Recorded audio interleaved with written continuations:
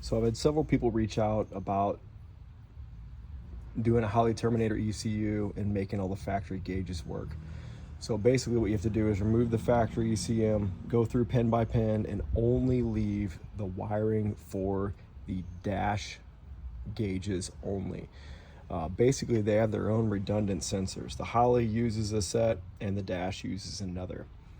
The dash is going to use the oil level sending unit, the oil temperature sending unit, an oil pressure sending unit on the back of the engine, and a coolant temp sensor on the passenger side of the cylinder head there. The Holley uses everything else. It uses a sensor up on the water pump for coolant temp, uses your IAT map sensor, but it also has an internal map sensor in the Holley. Everything else is all Holley wiring. So all of this is all Holley, to the injectors, to the LS1 ignition coils, crankshaft and camshaft position sensors that are now up on the front of the engine with the torque head sensor kit. It's a pretty straightforward swap, but you need to understand how to read a wiring diagram in order to do this.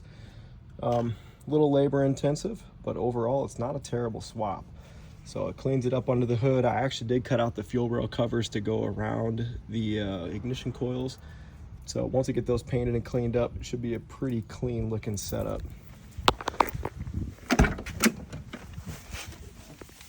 And in the car, everything operates like stock.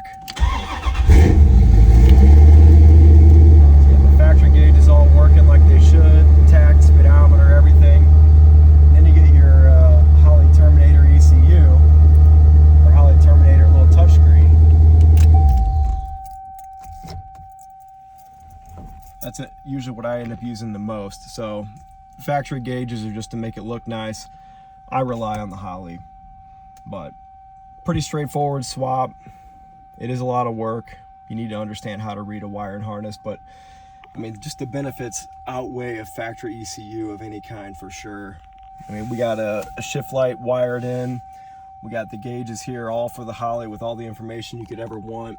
It's got a built-in map sensor, built-in nitrous progressive controller, boost controller, whatever you want to do. So factory, all the widebands built into it. I mean, it just really doesn't make sense going with a factory ECM of any kind if you're going to do any kind of aftermarket mods. But I had a couple people reach out, just wanted to share. If you have any questions, let me know.